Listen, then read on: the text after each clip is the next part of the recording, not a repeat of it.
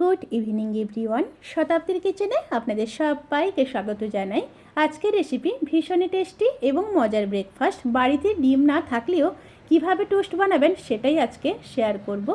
বাচ্চা থেকে বড় টিফিন কিংবা ব্রেকফাস্টের জন্য এক অনবদ্য ডিশ আজকের রেসিপি বেসন টোস্ট। তাহলে চলুন শুরু করা যাক খুবই সহজ ও টেস্টি রেসিপি।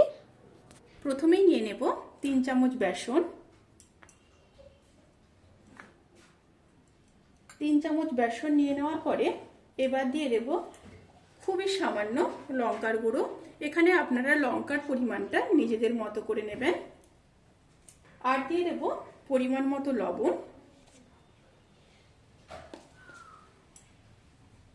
আর সাথে দিয়ে দেব হলুদ, 1 চামচের 4 ভাগের 1 ভাগ।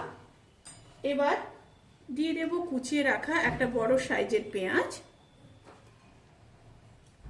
সাথে একটা কুচনো লঙ্কা, আর দিয়ে দেব কিছুটা ধনেপাতা। এবার খুব সামান্য জল দিয়ে একটা ব্যাটার রেডি করে নেব।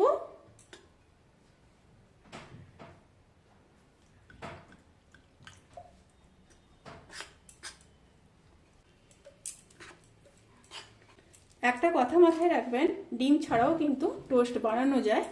ডিম নেই বলে যে টোস্ট বানাবেন না, এটা কখনোই নয়। এই রেসিপিটা অবশ্যই কিন্তু একবার ট্রাই করবেন। বাচ্চাদের টিফিনের জন্য তো একদমই পারফেক্ট।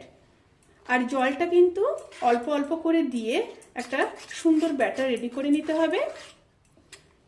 এককালীন অনেকটা জল দিয়ে ফেলবেন না। ব্যাটারটা রেডি হয়ে গেছে। গ্যাসে একটা ফ্রাইং প্যান বসিয়ে দিয়েছি। ফ্রাইং প্যানের মধ্যে কিছুটা বাটার দিয়ে দেব। এই রান্নাটা আপনারা বাচ্চাদের জন্য বাটার দিলে ভালো হয়, সাদা তেলে কিংবা সর্ষের তেলেও করতে পারেন। বাটারটাকে ফ্রাইং প্যানের চারিদিকে ছড়িয়ে দেব। এই সময় স্টিমটা মিডিয়ামে রাখবেন।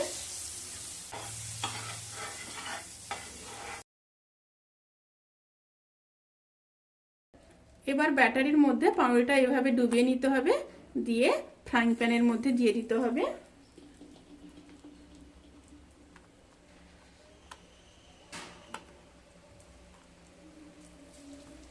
মিডিয়াম স্টিমে পাউরুটিগুলোকে দুটো সাইড ভালোভাবে ভেজে নিতে হবে। একটা সাইড হয়ে গেছে, এবার উল্টে দিচ্ছি।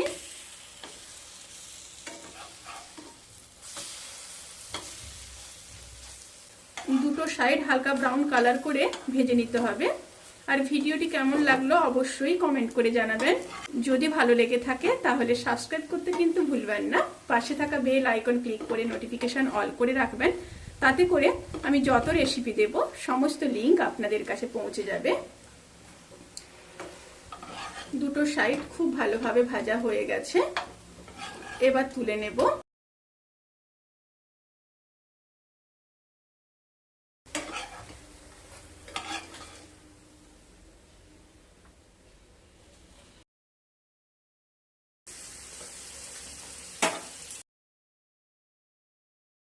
ঠিক একইভাবে সমস্ত ব্রেডগুলোকে টোস্ট করে নেব।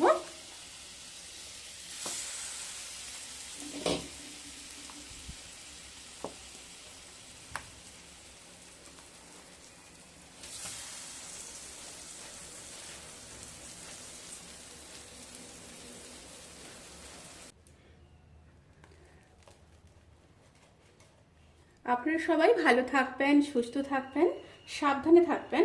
আজকের মতো এই পর্যন্ত। পরের ভিডিওর জন্য অপেক্ষা করুন। টাটা।